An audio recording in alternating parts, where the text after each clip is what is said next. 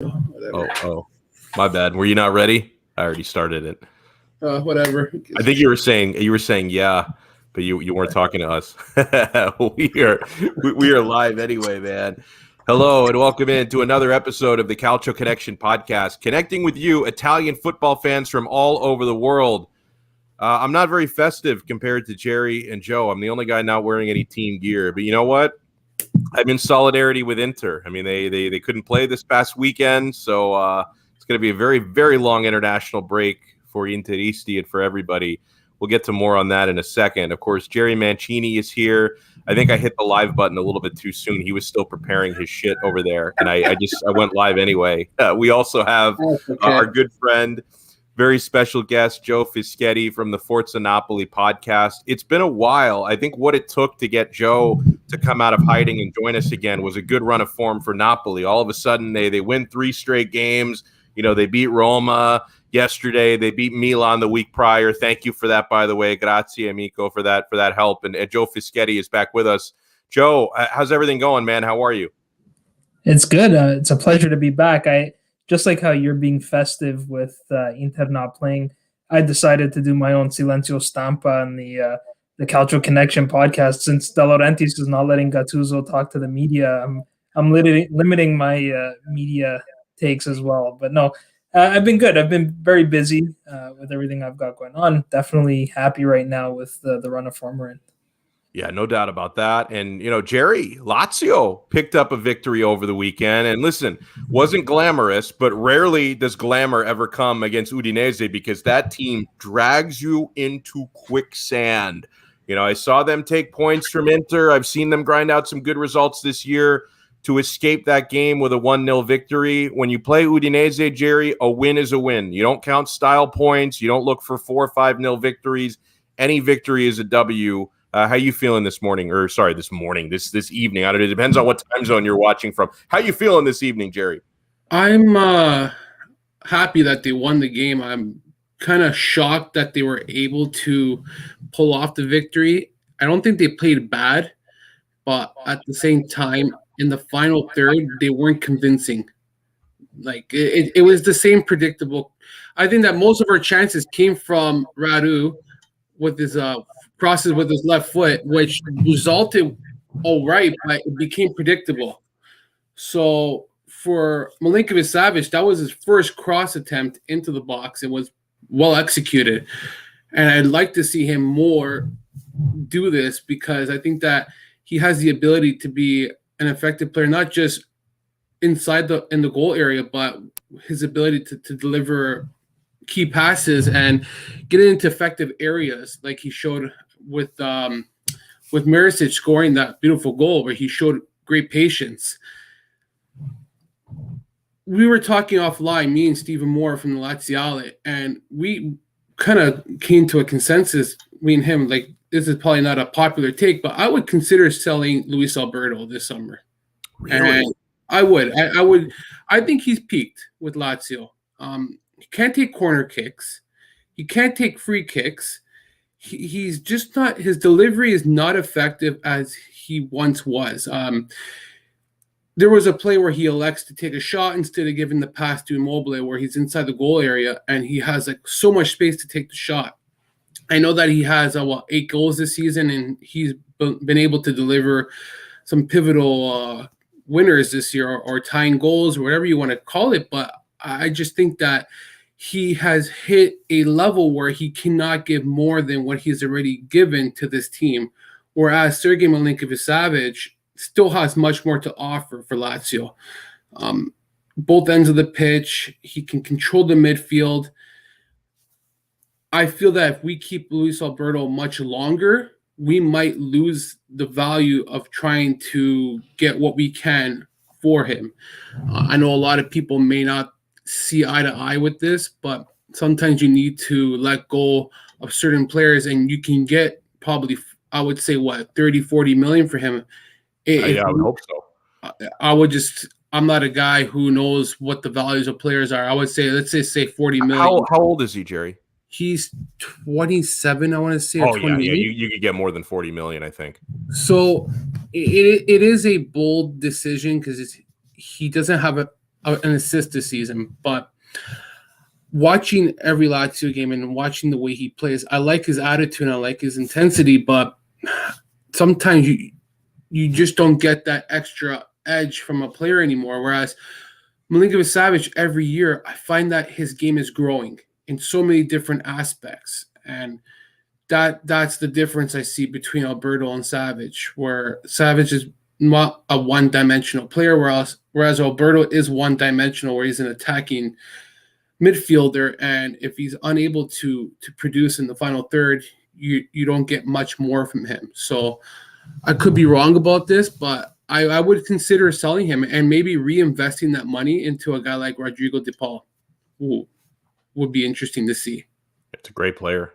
Yeah, no doubt about that. I feel bad for Rodrigo De Paul because for at least the past 4 transfer windows, if not 5, if you think about January and summer, this guy has been linked to moves away to various clubs, right? To other Serie A teams. I know Inter had been mentioned. I think Napoli had been mentioned. Juventus. He's been linked to moves to Premier League throughout the years, and yet this guy just always gets stuck in Udinese, transfer window after transfer window after transfer window. I actually, for his sake, I would like to see him make a move. I certainly have a lot to pick Joe Fischetti's brain about when it comes to Napoli. First of all, the victory itself. And, Napoli has been very good against Roma this year, taking both matchups. Of course, Roma's struggles against the top 6 continues. That team has really, really been poor this season when it comes to trying to take all 3 points from the better clubs in Serie A. And, Joe, I love watching your guy, Dries Mertens, score. I mean, if anyone has ever tried to start the narrative, this guy's, he's older. He's on the wrong side of 30. He's finished. Goes out there and bags a brace, including a gorgeous direct free kick goal in that game. He's already the most prolific goal scorer in Napoli history. He adds a couple notches to the bedpost there on Sunday. That was a big win, Joe, and a big game for Mertens. Yeah, absolutely. Like you mentioned earlier, we've been in really good form since getting knocked out of the Europa League, which gives Gattuso some vindication because he's been complaining all year about having to play twice a week and having the time now to prepare. And also, very importantly, we've been getting all of these players back now. We had a really bad run of injuries, and I know we don't like to use injuries as an excuse, but we were missing all of our strikers at one point.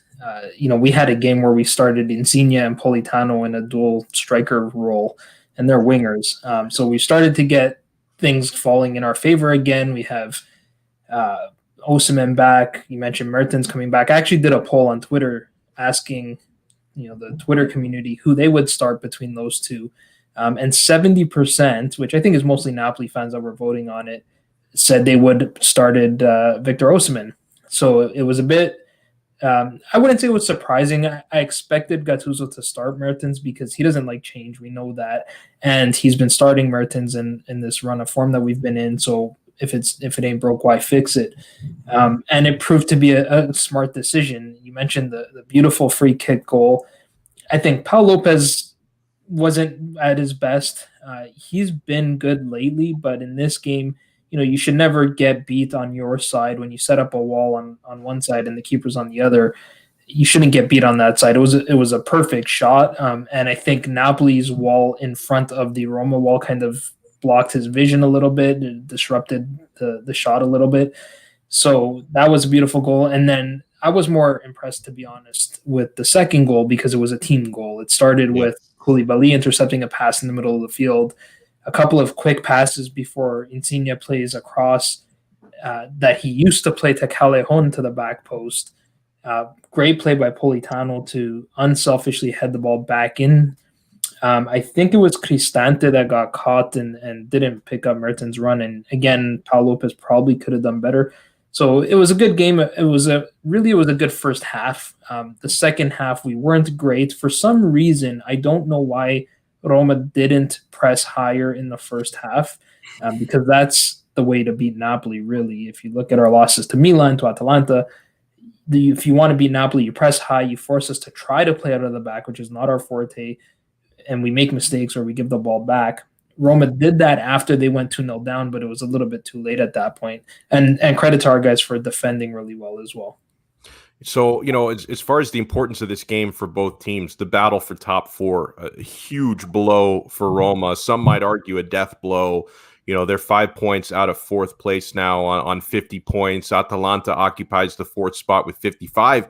And now, Joe, in the case of Napoli, very much in the Champions League race. I mean, only 2 points out of fourth place and a game in hand compared to Atalanta, who hold the fourth place spot.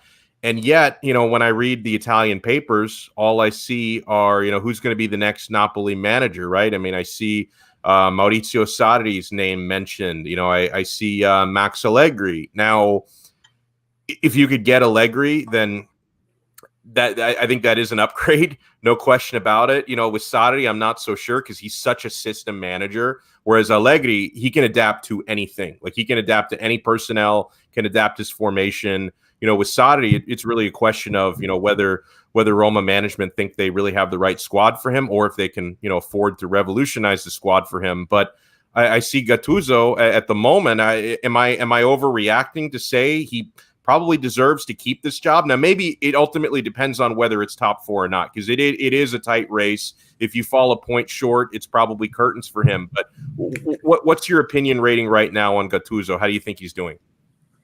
It's so hard to say. I think that's the consensus opinion that you just gave for anyone outside of Napoli looking in, where a lot of people are saying it seems like we're being a little bit hard on this guy. He's doing well enough. I mentioned the injuries.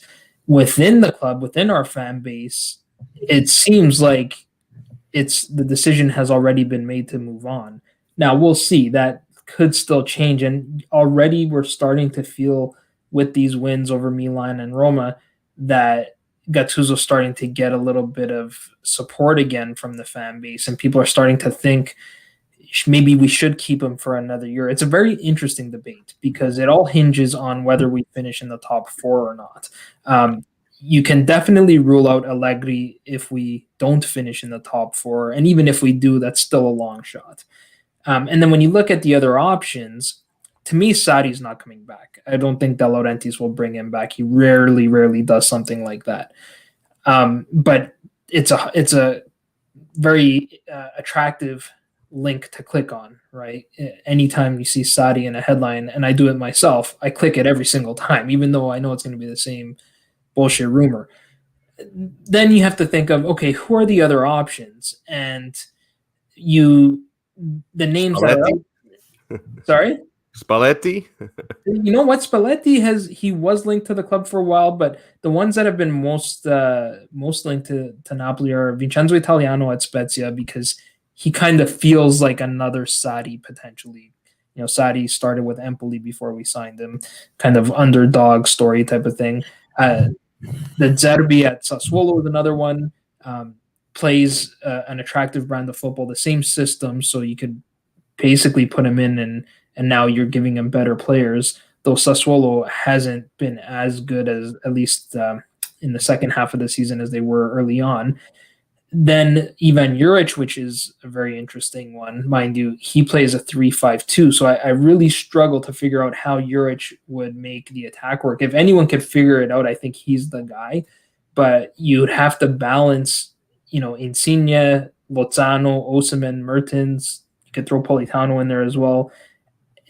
Unless you're going to play Insigne and Lozano or Politano as wing backs, which is not the ideal position for them to play it, I don't see how Juric makes it work in a 3-5-2. And you make the same argument with Jerry's boy Inzaghi, who's recently been linked to Napoli as well. And personally, I don't buy that at all. I think Napoli is just too similar to Lazio right now, at least as far as position in the table goes. So I can't see Inzaghi leaving Lazio to join another team that's like Lazio. He might as well just stay. If he leaves, it's going to be to join Inter or Juve pretty much.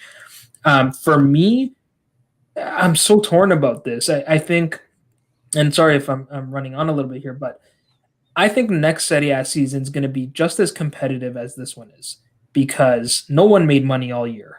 And that's not going to start until next season if we start letting fans back into stadiums, which means I don't foresee a team like Juve that has major gaps in their squad spending big bucks, at least not without, maybe if they can sell Ronaldo, then then they can do that.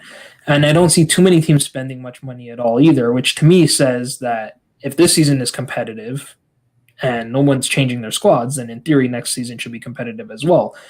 And some of these coaches that are linked to Napoli are projects. They're not someone you just bring in and magically you start challenging for a Scudetto. You need to build around key players and find guys to support their systems and so on. And I agree. Sassuolo is probably the closest one if you want to go with the Zerbi route. But that means if you're starting a new project, you're going to waste potentially this opportunity at another competitive season. So that to me is an argument for keeping Gattuso. It's probably a long shot that you win the Scudetto, but he still gives you a decent chance of finishing in the top 4 again. So at this point, I'm actually inclined to keep him. I want to bring Jerry into this conversation because, one of the names, and obviously there are a lot of names that are going to float around for any club that could have a vacancy at coach, but he mentioned Simone Inzaghi. I've also seen Inzaghi's name brought up in a conversation for Juventus, because obviously there's a bit of an Andrea Pirlo issue where the results are not matching the expectations of the squad right now. I think it's pretty fair to say that after falling 1-0 at home to Benevento that Pirlo is going to be on the hot seat there. I've seen Spalletti's name linked to that job. I've seen Inzaghi's name linked to that job. Now I think tactically. I could see Inzaghi as a fit at Juventus, honestly, but I would prefer he stay at Lazio. He's done a nice job there. I mean, Jerry, are you thinking there has to be the desire to continue long term at that project, right? That they're committed to Inzaghi.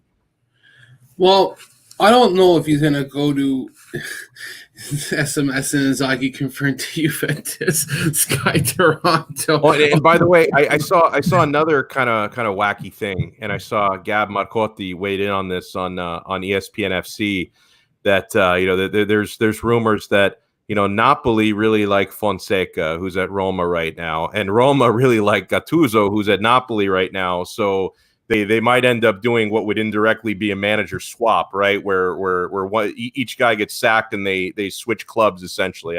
I don't that you talk about musical managers. That was one of the comments we got. Musical chairs next season for coaches. That would be musical chairs if you had Fonseca leave Roma for Napoli and Gattuso leave Napoli for Roma. That'd be wild. I don't see anybody going to Inter. I'll rule them out right now. If they win the Scudetto, there is no chance in hell Conte's getting fired, okay? Especially with their financial situation and how much he makes. If he were to get fired, they would have to pay his salary still and pay for a new manager. It makes no sense to me. Yeah. So anybody who thinks Conte is getting fired, keep smoking your cheap crack and your fucking whatever you want to be talking about. Because I agree with you, by the way. Whereas a few months ago, I would have said no matter what happens, Conte is not going to be your manager next season. But I look at it completely differently now. I completely agree with you now, Jerry. I mean, and with Conte, this can always change in a second. But in recent weeks, he seems happier than he's ever been at Inter. He's not bitching and moaning about anything. I think it's actually benefited Conte that they couldn't make moves in January. I think forcing him to keep the same squad, I think actually helped the squad because you have continuity, because he would have loved to have unloaded Eriksen and brought in some other toy, but he was forced to keep him because there wasn't a market for his wages during COVID. Nobody wanted to pick up his €7.5 million salary per season. So Conte was forced to work with the same squad when he just loves sake for the sake of change. Oh, and look at this. They actually start playing better because you have the same players gelling and meshing together. And he actually seems happy right now, and I think Inter are happy with him. So yeah, I'm expecting Conte at least one more season as the manager. He might even sign an extension, but we'll cross that bridge when we get to it. I think one more year at least, Jerry. Well, I wrote a piece earlier in the year for Get Italian Football News, and it was my opinion about why it was the right decision to keep Conte and not fire him. And my main reason was that it was to win a Scudetto. I think that people overlook the situation and say, "Oh, we didn't get further into Champions League. He's a failure," because we're an Inter side who didn't do enough in Champions League. Also, remember that was not an easy group stage. Like, it's the group of death. What they got this year, there was 3 formidable teams that were not easy to compete with. I think the only mistake you could look at is that he didn't use Christian Eriksen enough, and that could have made a difference in the lineup. But that can't guarantee you a win. You can't look at it like that. It could have maybe backfired, and the matchup may not have been worked out for Inter. But the goal is that in 2 seasons, he's on his way to winning a Scudetto. And yeah, okay, Coppa Italias are nice. I take a Scudetto over a Coppa Italia any day of the week. And he's doing how many managers have come to this club in the last, 9 years, decade? More than I can count. Haven't been able to do what he has done in 2 seasons, where he's progressed the young players. He has gotten the veterans to play their roles, their parts, and playing their key parts in games in order to score key goals, make those key challenges. Yeah, everybody can talk about Vidal and how it's been a bad signing, but how about the rest of the signings? How Hakimi has really been good this year. Skriniar has really looking like a true center back in that back 3. So Barella, I think that had he chosen Milan, he'd probably be the worst player right now in that midfield. Okay, I'm telling you, they would have ruined him. He went to Inter and they made him better. Conte took this guy and made him good. Sensi, I think this guy would be a good player if he didn't have legs made out of straws. Okay, like that's how bad he is. I hate when people say Conte's shit, because I used to be that guy, and it's like, okay, he's shit. I used to be that guy too. Well, how can you say he's shit when his resume speaks for itself? And I hate when people say, well, he's had the best players. Anybody can do what they do with the best players. It's not always easy to manage a guy like a Ronaldo, say, where his ego's up his ass, or a Messi who's accustomed to playing a certain way and wants the team to be around his way. You have to make sure that you can change the way people think, the way they play, everything around them. Like, it's not that easy. And there are challenges when you play with 11 players on the pitch who all think they're the best. And Conte knows how to deal with these people. Look what he did with Marcos Alonso when he was at Chelsea. He revitalized that guy's career, and he was one of the best wing backs at that time. When he left, what happened to him? Was nowhere near effective like he was. So I personally like Conte. As for Inzaghi, I don't think he's going to go to Juventus, because I think this team's on a downhill right now. And does Inzaghi want to manage Juventus in the Europa League next year? I honestly am going to say right this on the record. I really think they're going to Europa League. They're going to Europa League. I don't know, bro. You know what, man? Hold on. I'm done. I'm done with this team, because when you lose to Benevento, all bets are off. You're shit. No, I'm seriously. Like, what was Benevento? 11 games winless before they went to Turin and beat Juve. I think it was it 8 games or 11 games winless? I think it was 11. I think it was 11. They haven't won since January. Something like that. I just don't think that Juventus has the good, like, the personnel to win games anymore. That midfield is atrocious. Their back line, you don't know what Chiellini can do any day of the week. Comes in 1 game, plays, next 5 games he's missing. Bonucci is no longer that reliable defender. Never was, actually. He had Chiellini covering him half the time, so always erased his mistakes. De Ligt, I like De Ligt, but it's only one guy. Them are all shit. Guys are a liability in the back end. I thought he was actually going to be a good defender. I think he's kind of a freaking train wreck. Ronaldo's cancer. It's a game that has to be focused towards him. Now, I didn't watch the game yesterday, but based on a lot of what people are saying is that a lot of his shot selection should have been more pass selection, and he didn't make the pass that could have resulted in a goal. Now, you got a guy who plays for his own stats. How's that going to play out down the stretch of the next 11, 12 games? The guy's thinking for himself. He is not a team player. And anybody who says that he is better than Messi, you can shove your stupid Euro Cup up your ass that Portugal won in 2016. I don't give a shit about that. The point is, okay, Messi makes players better around him. Ronaldo doesn't. And this is why I think Juve is now going to hit a downfall, because he doesn't make his team better. And that you're going to start to see this now. It's crazy, because the match that they lost home against Benevento, that game never, ever gets lost under Allegri. They didn't even consistently do that. People complained about Sarri. They would kill to have the results that they had under Sarri last year. That it's a little bit surreal to actually watch Juventus drop points in a game like that. Decision making in the final third was poor. A poor performance by Ronaldo and Joe. I have a question for you guys. What? I have a question for both you guys. Sure. It's always a narrative that the team doesn't want to play for the manager. Is it more that maybe the team doesn't want to play for Ronaldo? Ooh, I don't know. I'm just saying, let's turn the tables around. Does the team want to play around Ronaldo? Because I just don't think they're good enough. I mean, I really don't. They've had some bright spots. I mean, I know that the American soccer guys listening will say, "What about Weston McKennie, bro?" No, I mean Federico Chiesa has been really the biggest bright spot for them. They've got Kulusevski playing out of position. He's struggling this year. I mean, Dybala's been out injured. Their midfield, unfortunately for them, is just not poor. In fact, they wish that they could have Ronaldo's wages off the books to be able to reinvest some of that money in the midfield, because that's the area where they need it most. Yeah, they've got good players on their back line. I mean, De Ligt he's still like sick. He's his child. He's going to get so much better, and Chiellini can still play, although he's on his swan song. This is going to be his final year.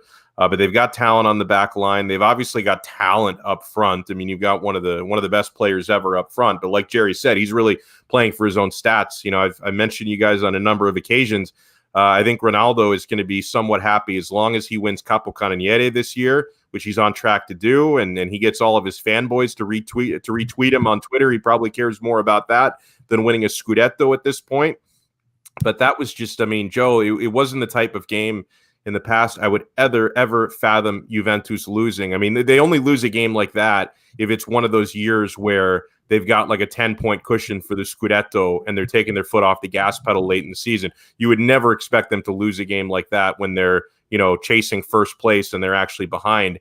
And they've got to do something about Ronaldo taking all the free kicks, because they're wasting opportunities. He puts all of them into the goddamn wall. I know he scored a handful of screamers, through his, 18-year career. He scored a handful of screamers on direct free kicks, but the percentages are just not in his favor anymore. Yeah, well, I mean, two things. The Ronaldo free kick taking, and then this, I don't even know what you want to call it, jersey presentation, I guess, at the beginning of the game with Forgot about that. Agnelli giving Ronaldo a jersey with the number 770 for, I think it's his career goals, and the name GOAT on the jersey. And then to go and lose to Benevento really summarizes, it's really symbolic of Juve's season, right? And, you would never expect this loss, except this is not the first time we've seen Juve this season play like this against some weaker opposition, and they struggle to create chances, which has been a real big problem for them. And I think you can put some of that on Ronaldo, and the fact that Jerry's talked about this previously, where when he's on the field, the strategy is get him the ball. And I can't remember which team it was against where Ronaldo started on the bench, and it was arguably Juve's best game of the season. Yeah, that's right. And that was largely because I think the rest of the team finally had the freedom to make the right decisions. Is it against Lazio? Where's Lazio? Oh, it was the Lazio game, right? Against Lazio. Yeah. Where's Lazio? It sucks for Jerry that. Imagine who would have thought their best game would be playing without Ronaldo. Jerry wishes Ronaldo started that game. Right, absolutely. The way they play when he's on the field, it's just get him the ball. And even on the broadcast, there was one play where Ronaldo carried towards the byline, and he had Morata in front of the goal, but of course he's Ronaldo, so he elected to shoot. And even the commentators said, if those roles were reversed, if Ronaldo was in front of the goal and Morata had the ball, and Morata took that shot, Ronaldo would have been furious. And it's true. So this team has become more about this one player, and that doesn't mean, not that I want to get into this discussion again about is it Ronaldo's fault. There's plenty of other areas on this team of weakness. We talked the midfield, Pirlo, Ronaldo, all of this, they all contribute. Management for not bringing in the right players and so on. So you can't just pin it all on one thing. Yeah. But when you put it all together, you have a team that's struggling right now. Yeah, and I was just so shocked seeing that finish 1-0. I mean, it's obviously it's a huge result for Inter. It's it's a good result for Milan. I guess anybody outside of the top four could say, hey, maybe there's a hope Juventus can drop out of top four. I'm not expecting that. I still think they'll finish in the top four, but that was a big result, and I do want to mention, guys, the fact that I enjoyed watching some of these games. I enjoyed watching Juve lose. I enjoyed watching Napoli against Roma. I was able to go after the fact and catch a little bit of Lazio Udinese, although watching Udinese play anybody is a recipe for slumber. It's not really a habit that I like to make. I enjoyed watching some of these other games. I watched Milan against Fiorentina.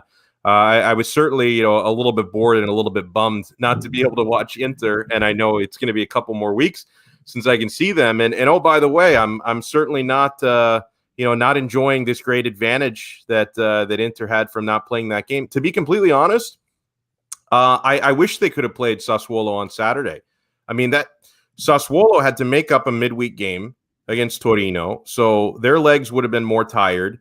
Yeah, Handanovic wouldn't have played. I actually would have liked to have seen Radu get a little bit of run because he hasn't stepped on the pitch this year. Like I wanted to see if he could shake the cobwebs off. And yeah, De Vrij would have been out. Vicino, who hasn't even played, because he had the surgery, but he had COVID, and D'Ambrosio, who probably wouldn't have played very much, has COVID as well. But I mean, even without Handanovic and without De Vrij, I actually would have preferred to play Sassuolo on Saturday, get the game out of the way, because now it's going to be made up in April, and the fixture list in April is going to be jammed. So, for everybody talking about all this huge advantage, Inter didn't have to play the game. I honestly would have preferred to play the game on Saturday rather than make it up. And, and that was one of the things that Andrea Pirlo talked about, this lucky COVID outbreak. He should have been more worried about preparing for Benevento, because he said that before his team dropped points to the 16th place team in Serie A. And, I know that, and I do want to get into, guys, a discussion about, the COVID issue for Inter and the travel ban. I'll play the role of defense attorney and remind people, because I see a lot of the banter on Twitter, that at the end of the day, it wasn't Inter who chose not to play this game. Even Conte said something similar to what I just said. He actually wanted to play the game. He didn't want to have to push this back to a later date. He wanted to get it over with. But I see a lot of people complaining, oh, we had this many COVID cases and we had to play, and they've got 4 and they didn't have to play. I mean, Inter played the first Milan derby with 6 players out, and they had to have Kolarov starting in the back line, who was responsible for both of those goals. I didn't use it as an excuse then. I'm only reminding you about it now. And again, it wasn't Inter who chose not to play this game. Their local authorities would not let them travel for it, and Serie A promptly rescheduled the game. And then the other thing that people bring up as an advantage is, oh, well, look, now, their players are not going to have to travel for international duty. Well, it turns out they are, right? Because I see the coach of every international team still calling up Inter's players. And now apparently the protocol is, I think like I saw Mancini, who's he called up Sensi. I'm sure he's going to break Sensi in half. If Sensi actually plays, he's going to suffer some other muscular injury. You're never going to see the fucking guy again. He gets hurt every time he steps out of the field. But he called up Sensi, Barella, and I think maybe one other that I'm forgetting. And he is expecting them to arrive. So at the end of the day, even the advantage of Inter's players not having to go for international duty, like Lukaku is going, these guys are still going to have to go on their international duty after all. But yeah, listen, I'm not saying I don't understand, right? Because if I were the fan of another club, and because Inter had bad COVID problems early in the season, it's been a long time. They've had a pretty healthy squad since the early part of the season. So I get it. If I'm a fan of Milan and my team's been ravaged by injuries, and we've had a lot of COVID, and we've still had to play, I get it being pissed. That, oh, these guys get to take a game off when they've got 4 cases. What about me when we had 5 cases we had to play? I understand that, but I mean, at the end of the day, Jerry, it's banter for the sake of banter, because the advantage is not really there. Like, people can talk about, oh, Inter are getting favored, and they're 9 points, now 6 points, because they do have the game in hand atop the table, and they're the local politicians are bending backwards for them. At the end of the day, none of this stuff is really an advantage, because their players still have to go on international duty, at least the ones who don't have COVID. I'm sure De Vrij is not going to join the Netherlands, but they still have to go on international duty. And They're going to have to play this game against Sassuolo in a more congested month. So this doesn't end up benefiting Inter in the end of the day, I don't believe. I don't give all this freaking coronavirus cases, and I'm so sick of it. I've been asked 20 times, do I think Lotito is guilty? And let me tell you something. How the fuck would I know if he's guilty or not? Like, do I know what these guys do in the labs? Like, I'm sorry, Lazio is not the first team to have these results mix, and the problem is UEFA says one thing, Serie says another thing. There's so much communication that at the end of the day, they may be telling the truth, and now they're just being pinpointed because of what their history is like, and they're just an easy team to target. Now, I could be wrong. I don't know. I just don't like to answer it because when the court case happens on Friday, and I feel pretty confident because Lotito has given all this week, isn't it? It's this week. But if you're giving all evidence, you got defendants, you got everything that you're giving it to them. To me, it shows that you're not hiding anything and you've been doing what you're supposed to do. If anybody wants my opinion. Now, in regards to these games being rescheduled, it's all stupid because finally, Serie got it right after the third try and didn't intervene and say we don't know. The Torino-Lazio match should have been postponed. I'm sorry. Now, a lot of Lazio fans don't want it postponed. But if the ASL is declining you, think about if you were on the opposite end of being Lazio and you weren't allowed to travel to Torino now.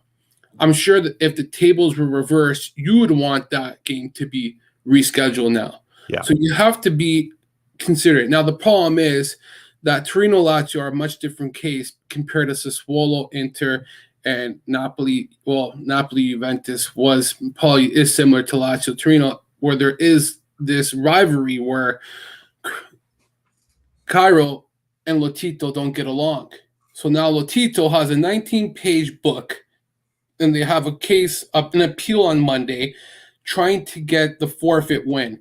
I don't know what the heck he has built up for 19 pages. What his case is.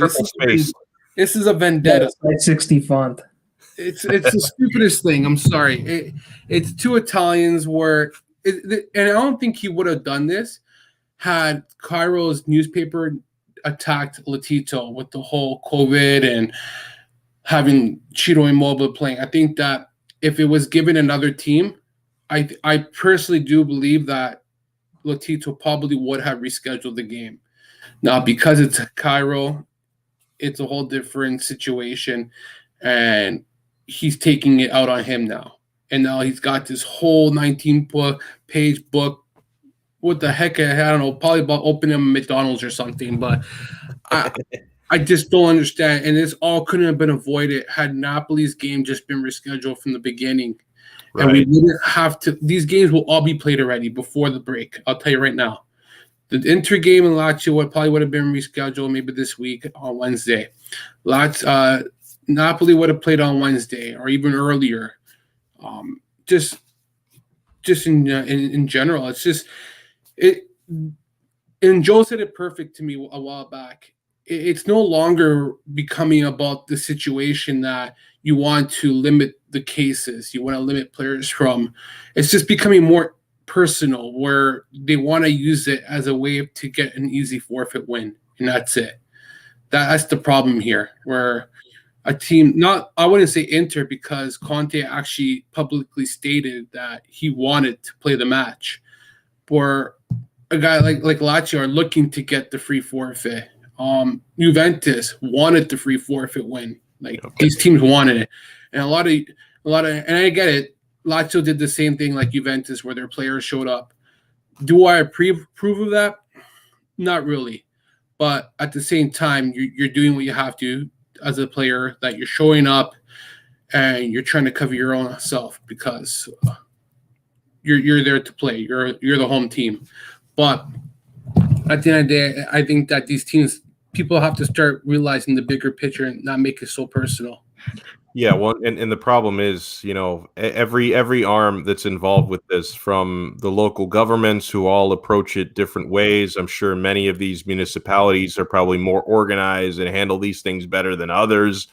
To Serie A, the Lega. I mean, everybody handles this differently. No one's in lockstep, and I know it's unprecedented. We've never been through something like this before, but still, they had plenty of time to make a protocol, because we've known about COVID now for well over a year. I mean, in Italy, it's been 15 months since they've known that this is or could be a problem. And Joe, your Napoli squad were one of the first who was affected, by this, in terms of not being allowed to travel to a game, and that led to the whole mess, which was really the first time Serie A had to deal with it.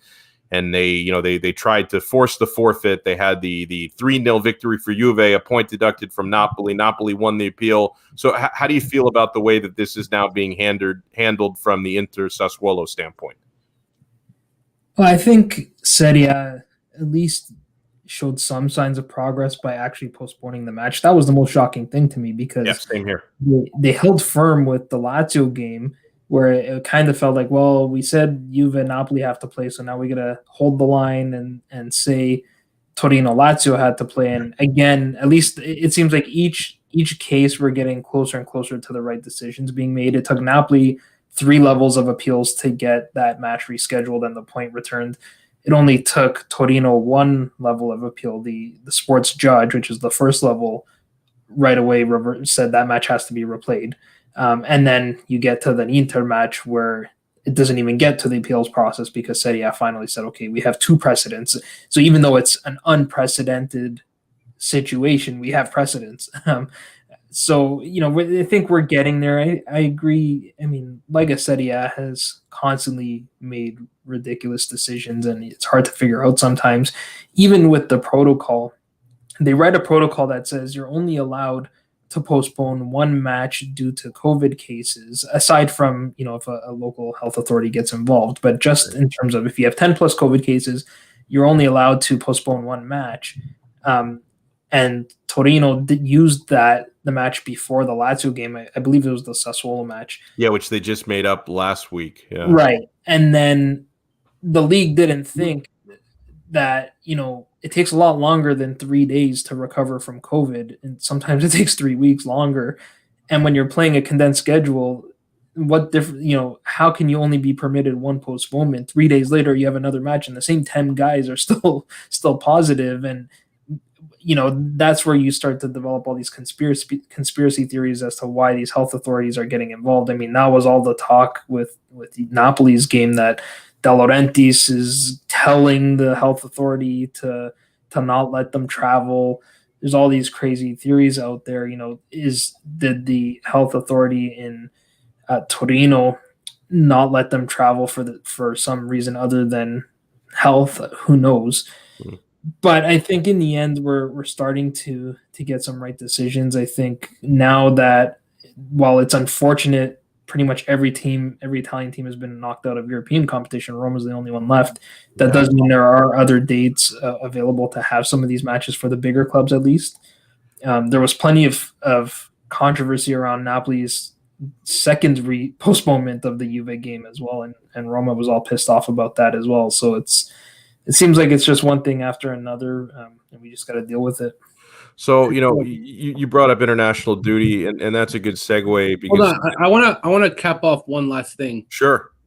And since that Joe's on here, I think that a lot of Juventini fans need to stop picking on Napoli and blaming them for the cause of how this all started, and how how Juventus should have had the 4 points. Because I see that a lot on Twitter, and I see that they still show a lot of resentment to that. And I think they still would be way out of the Scudetto race. I mean, look at a mirror at this point. I just think it's a bunch of bullshit, because if I'm Napoli, I wouldn't hope that Lazio does the same thing. I'm going to be honest.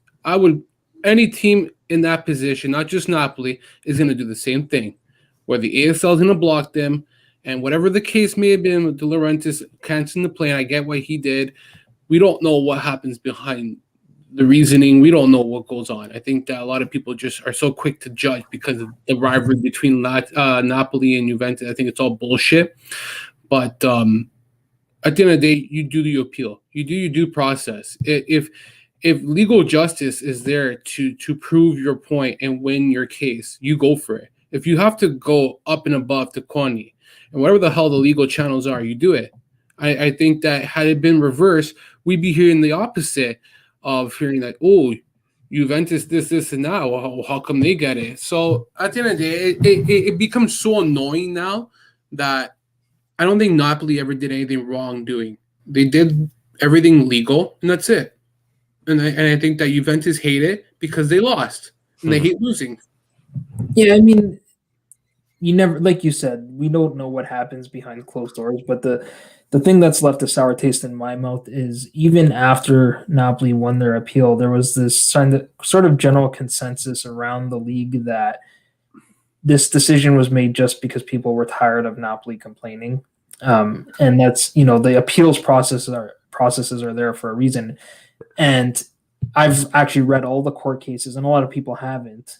So they're kind of arguing a little bit ignorantly. Even some very prominent podcasters that I've had debates with online, and then they say something like, "Oh, well, we all know that De Laurentiis is corrupt, or we all know De Laurentiis has the ASLs in his pocket," and it's like, okay, well, why even argue with someone that's going to make that argument at that point? Yeah, like, you're not going to change their mind. Yeah.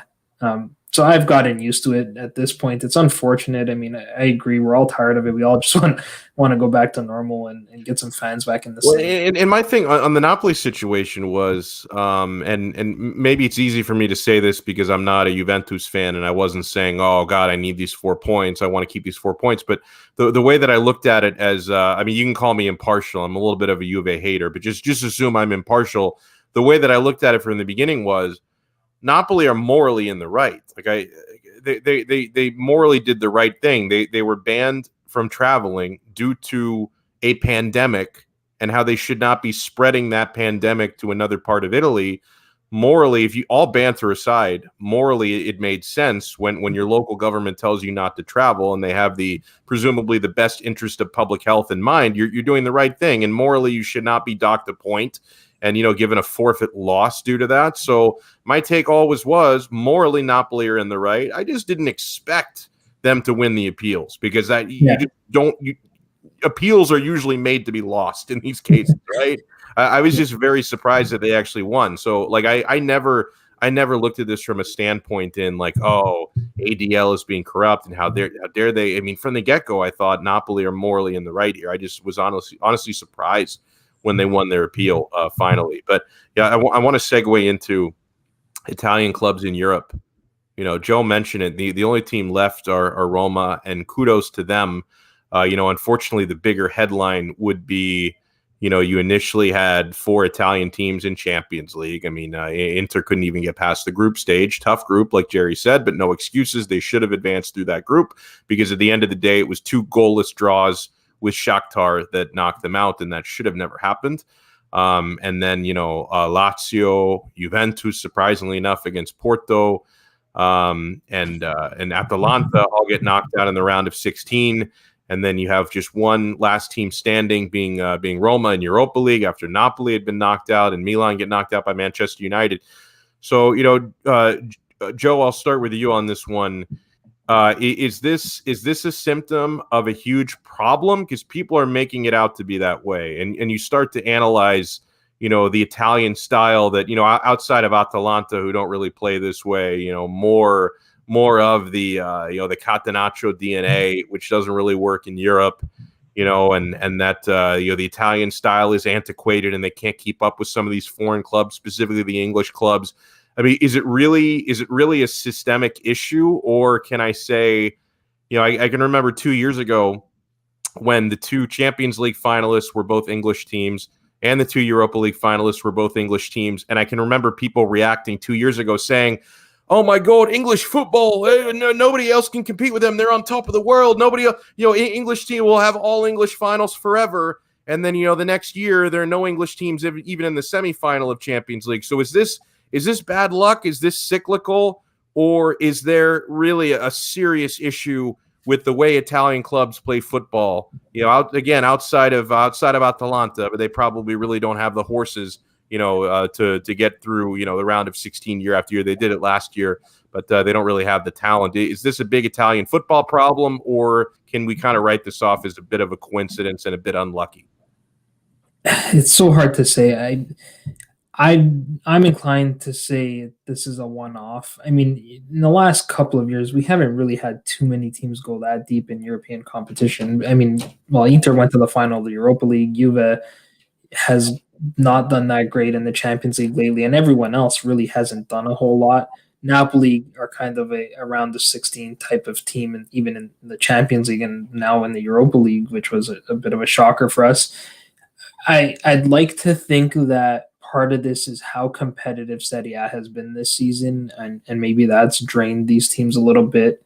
You look at the other leagues, there is more parity than maybe in previous seasons, but not as much. Like, we're back to having the Seven Sisters, right? I don't think we have that in some of the other leagues. I think the EPL just has so much more money that those clubs are always going to have a better chance of going deeper in European competition.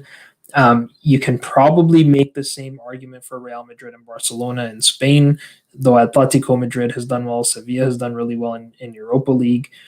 And then again, like beyond Bayern Munich, the other German teams, Dortmund, Leipzig, they do okay, but not necessarily that much better than the second or third or fourth place teams in Italy do. So I'm hoping it's not a systemic issue. We are producing a lot of talented young players these days. It's not like that stretch of time where we just didn't seem to produce anything. So I'm going to hope that this is just a one-off and not a systemic issue. Yeah, and I would honestly, I would tend to agree with you because if you can have a couple of teams make a decent run next year, if Juventus can get their heads out of their asses in Champions League, because it's obviously the last few years have been incredibly disappointing for them. If you can have if Milan could make, or they've got this Champions League DNA that I hear so much about, 7 titles. I think they're going to be back in Champions League next year. Maybe they make a run. Maybe Jerry's Lazio or your Napoli can make a run. I think if you get a couple teams that can make a deep run next year in Champions or Europa League, it's going to make a lot of people forget about this narrative. What do you think about all this, Jerry? Is this a big problem with Italian football from a tactical sense, or is the disappointment in Europe this year more of a one-off? No, we're all shit, straight up. All the Italian teams are shit when it comes to like international play. Like when it comes to European, we're so pragmatic. We're so predictable. Pass back to the goalkeeper 25 times, move it back down to the middle. We don't tack the final third. Move it back. I see it with Lazio a lot. I see it with Roma a lot. It's like the Italian football league. It's like every game I watch, it's start from the back, move to the front. It's the same thing. I saw it with Napoli. You know what? With Napoli yesterday, I thought they played a little bit much different. They were more on the front foot in the first half and didn't really resort to playing towards their goalkeeper. They attacked much more in the first half, and in the second half, don't think that Napoli was outplayed. It's just common that when you're up 2-0, you kind of sit back and you absorb the pressure and you try to wait for that counterattack play. What actually happened in the second half, I thought they had a few chances, Napoli, where they should have converted for a third goal. But I'd like to see not the first half of Napoli more in European Champions League kind of play where you're attacking. Don't be scared. I know I make fun of the EPL, and I think that it's been garbage this year. I'll be honest. I'll be the first. But when it comes to European play, they show up and they bring results. They get to the next round. They get at least to the round of 8. And that's significant when you're a team who spends a considerable amount of money and need to have a return on your investment. And I know Joel has mentioned to me before that if Juventus doesn't make it to the round of 8, it hurts their pockets big time because they're not making that money back, who are considered to be, I think, a top 10 team who spend a lot of money. So when I hear that Lazio shouldn't be in Champions League because they're not strong enough, I laugh when I hear that because you don't want them, but they need to be there just as much as any other team because that makes you strong. If you can make a run where you make Champions League 2, 3, 4 years in a row, then you can make yourself stronger. I just the other thing too is, at least for some, I know Juve lost to Porto, but some of our teams didn't exactly get the best draws this round. Atalanta got Real Madrid. Now at that stage, pretty much every team is going to be a tough team to beat. But they weren't that far off. They only lost the first leg 1-0, and then it was just a stupid mistake that cost them that second goal. Maybe that things could have gone differently had they not conceded that goal. And then Milan, I think, was the better team over the 2 legs against Manchester United. Just they weren't able to advance. So we could have been looking at a situation where we had, say, 3 teams advancing to the quarterfinals, and maybe we wouldn't even have this discussion at that point, right? Yeah. I wish Lazio had Real Madrid. I do feel that you got the worst draw possible. I mean, you were a sacrificial lamb. I didn't even mention Lazio getting Bayern Munich. That's right. I think Lazio could have made it much closer and could have competed with Bayern had we never started Patrick or Musacchio in the first leg. I think that was the biggest mistake. The problem was we lost Radu right before we had our first leg against Bayern, right a week before, which killed them. And then you had to resort to either Patrick or Musacchio in the back. And I would have preferred Wesley Hoot. And now these are all ifs, but it is what it is, and that's what happens when you don't buy enough quality defensemen. We lost Luis Felipe for 3 months, so Inzaghi was in a tough decision, in a tough position. What he could have probably done, and I wish he had thought about it earlier, was using Adam Maricic in that back end, as he did against Juventus and he did in the second leg against Bayern. It's not what you want to do to kind of weaken your wing-back positions, but it is what it is, and we'll see what happens next year. I personally see, of all the teams that are on a decline, it's Juventus. I think there's a lot of question marks this summer, and like Joe said, with a pandemic, and I don't think there's going to be a lot of buyers. So how does Juventus get rid of all those players? And you can't buy another manager because you're still paying Sarri, and right. If Sarri doesn't go. I was just reading just a headline that Inzaghi is one of the managers, but who's to say that they're going to pay Inzaghi the type of money he knows he can get from Juventus? Do you think he's going to go there for $2.5 million? He's going to expect big money going to Juventus. Yeah, and in fact, Jerry, I'm going to read you. I think this may be the article you're referring to from Football Italia. They named the 3-man shortlist of replacements for Pirlo, and they go out of their way to mention, due to the budget constraints, don't be expecting Pep Guardiola or Jurgen Klopp, where the realistic names are, you mentioned Inzaghi is on the short list. Inzaghi, Gasperini, or Luciano Spalletti. By the way, I would love to see Spalletti, and it's not because I think he'd do terribly there. I just think Spalletti at Juventus there'd be something hilarious about that if he wound up at Juventus. I mean, I think he may be able to do something there. I think Spalletti, he doesn't win Scudetti and all that. When has he ever had a squad, with the branding and the capability of Juventus? So that would be an interesting one to see. Can you imagine how much Jerry would hate Juve if Gasperini was the coach? Oh my God. I actually have so much respect for Atalanta. I would cheer for Atalanta in all games again. I have no disrespect to the team. I just hate their manager. You know what? I hated Conte at one time, and I grew on him. It's the opposite with Gasperini. He grew on you.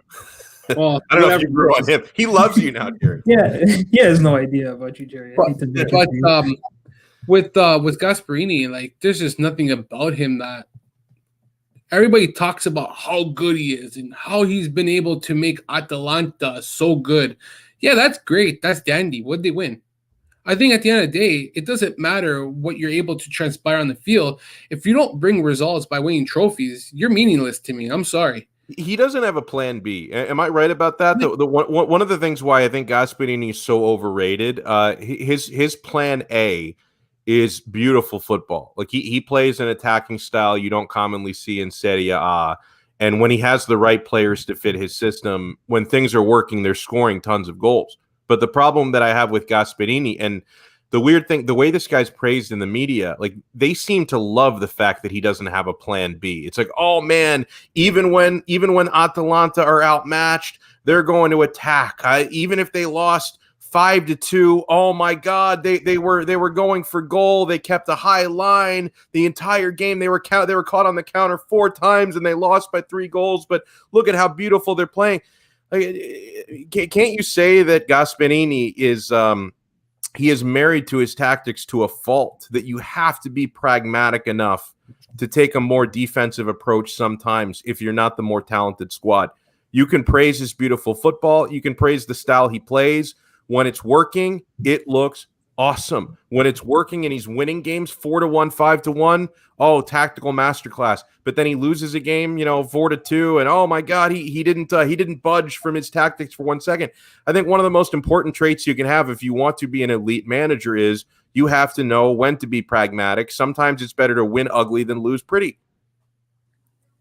Yeah, the one thing I would say though is don't look now, because Gasperini started a 4-man back line of center backs against Hellas Verona, and they got a win. So maybe he's showing signs that he can mix it up a little bit. But I tend to agree. It's that one approach, and if it's not working, you can pretty much tell from the opening whistle when Atalanta is going to drop points, because they just look flat. They look like they're out of ideas, and out of ideas meaning they don't know how to change it up. They have a lot of guys that are like for like replacements, which doesn't help when that tactic is not working. You're just replacing guys that play the same system with the same guys essentially off the bench, maybe just fresher legs.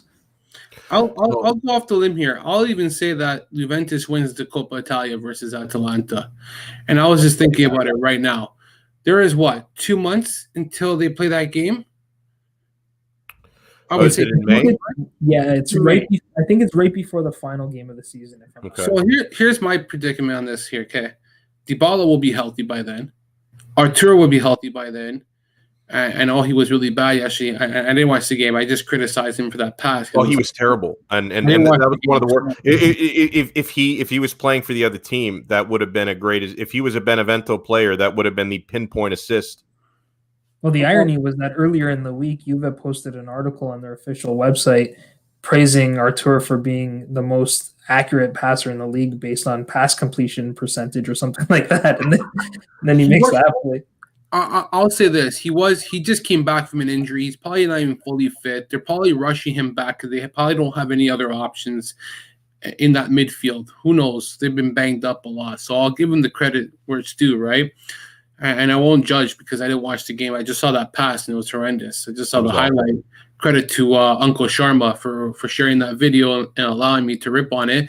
That is the content I'm here for, Sharma. You keep posting shit like that, your account's going to get huge. Yeah, anytime I catch a video like that, I'm on it, man. Just like I saw that Ronaldo picture yesterday you posted, and I jumped on like 3 tweets on that. And you saw where I got that tweet. That was one of the most disgusting people on the internet are the Ronaldo fanboys. The people who don't care what team he plays for. Like, I'm not even talking about Juventus fans, because a lot of Juventus fans are not the biggest Ronaldo fans right now. But these Ronaldo fanboys who do not care what team he plays for. They do not care what place the team is that he plays for. All they care about are how many goals he's scoring and whether or not he has a smile on his face or not. And one of those Ronaldo fanboy accounts, which I believe that they're children living in their parents' basements, all of them. Like, they're not real people, these Ronaldo fanboy accounts. And one of them posted this photo of Ronaldo, who played like shit yesterday. He's got he looks all sad. He's got his hand, his face buried in his hand. And they're like, oh, it makes me so sad to see Ronaldo like this. And then I read the comments to the tweet, and there are all these guys like, oh, he's got to get out of that club. He's got to go and play for this, that. He deserves better than this. I mean, as if he's not at fault whatsoever, losing to Benevento 1-0. And yeah, Jerry, I retweeted that they're like, oh, it's so sad to see Ronaldo like this. And I tweeted out saying, I'm perfectly fine seeing him like this. I'm good. I just think that come May, I think that they'll have enough players by then to be more healthier. And that one game may just be a lot depending for like Pirlo, that he needs to like prove that he can do something with this team, and winning the Coppa Italia may salvage something for him. Maybe it won't, but I just don't see Juventus losing that game. I think by then they'll have the lip back. They'll have a lot of key players that they don't have right now, and a lot of time in order to be in form. Maybe it might hurt their season because along the way that it's going to be a progress to get them back. But when it comes down to one game and only one game, I never count out Juventus. Like you don't count them out when it comes to a trophy. If you look at that schedule, I want to say the last 3 or 4 games of the season are 2 games a week.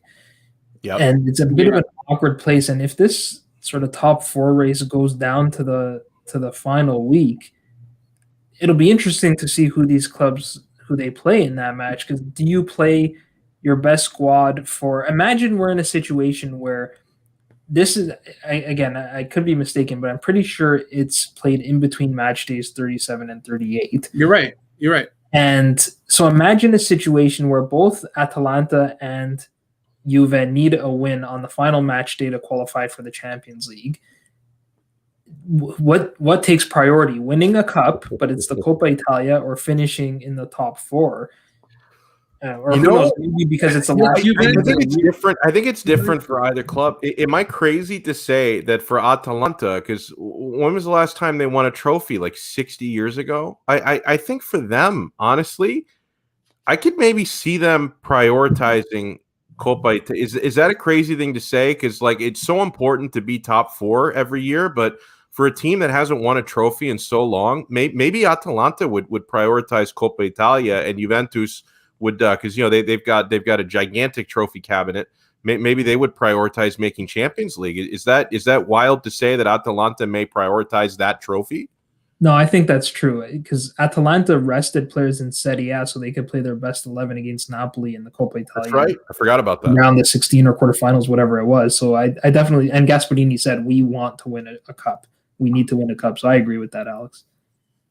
Before we wrap it up, likes trophies. Remember that they love hardware. I will never. As much as Juventus has been bad in the season, when it comes to a one-game trophy showdown, I never will rule out Juventus, because it's not like you need to win the next 11 games in order to start making ground. Like, the season's much longer, and one of the most difficult things. When it comes to a trophy, it's one game and only one game. Here's another thing. Do you think that Juventus will lose back-to-back Coppa Italia finals? There's another thing now. This year, anything's possible with Juventus. They lost last year. Do you think they'll lose again this year? That's tough, man. Did you think they'd lose to Benevento at home? Anything can happen with this team. You're right, but it's the season. When it comes to like playoffs, it's like Champions League. I form and everything. Like you switch off. The whole league switches off and it becomes a whole separate thing where it's like a fresh start. I don't know. We'll see what happens. I just hope, because it's the last 2 games of the season, you could probably just play your best 11 for both games. I mean, that's another. That's true. That's true. Well, Jerry, before we wrap up this episode, I wanted to give you the opportunity to break in a new segment, because we've been doing this in our group chat. Do you have a Chooch of the week? Oh man, Chooch of the week, man. Oh, I didn't even think about it. I'll give it to Ronaldo. Good choice. Ronaldo, fuck it, man. Just give it to Ronaldo. I didn't even think about it, but just because we're talking about his pitcher and how shit he was yesterday, I'll go based on what you guys said watching the game. My Chooch of the week will be Ronaldo. Screw it, man. Freaking guy's a Chooch. It's hard to do better than that. I mean, you could give it maybe no disrespect to Napoli's victory, but maybe give it to Roma, because these guys, my God, I mean they can't buy a win against the top 6, but. I would not to pile on Juventus, but I would consider Pirlo as well. Not that he did anything like individually egregious with the way he managed that game, but all the complaining that he did before the match about Inter's what he referred to as a lucky COVID outbreak, and then you're going to complain about what's going on with Inter, and then you can't take 3 points at home against the 16th place team in the league. Yeah, I think Pirlo deserves a shout for Chooch of the week as well, but we'll give it to Ronaldo. I think he deserves it. I like the Roma one. No, I didn't think about that, man. That's so good. I forgot they can't beat a top 7 team, man. They can't. Top 8, top 9. We'll go You top could 9 give because it he to could. Arthur at Juve, right, for that pass. Arthur. Yeah, Arthur as well. It's a good Arthur. That was a top-notch pass. That's my goat of the week. Yeah, no doubt. So, but how Roma is so shit, eh? They are fucking garbage. I'm sorry, man. Like, I hate when people say that this team is so up and coming. They got Gianluca Mancini, he's good. Spinazzola's good. We got Ibanez. Yeah, Ibanez is good. You know what, man? I do feel bad for them that every time like Zaniolo can't keep the knees healthy. Like I feel bad. I'm not even saying like he individually would make them necessarily a Champions League team by himself, but I feel so bad for them because he's their young, best, most exciting player, and every time the guy gets on the pitch, he tears a knee. It's really awful. I don't think they're a good team. There was a lot of banter today between Napoli and Roma Twitter, and you saw a lot of Roma defenders saying, "Oh, we're carrying the Italian teams in European competition now because they're the last ones." But I think that's really a reach. Oh God, I just realized my. Hold on, I got to wrap it up because my laptop's gonna die. I left the charger, so it's literally gonna die in like 30 seconds. Hold on. Check out Joe at Joe_Fischetti and the Forza Napoli Pod. Check out Jerry, of course, at JMancini8. Check me out at Alex Donno. Donno spelled Donno. Trying to see if my charger's not even in the room with me. I gotta wrap it up, guys. Huge thanks to Jerry and Joe, and thanks to everyone who joined in on the chat. We will talk to you guys next time on another episode of the Calcio Connection podcast. Ciao.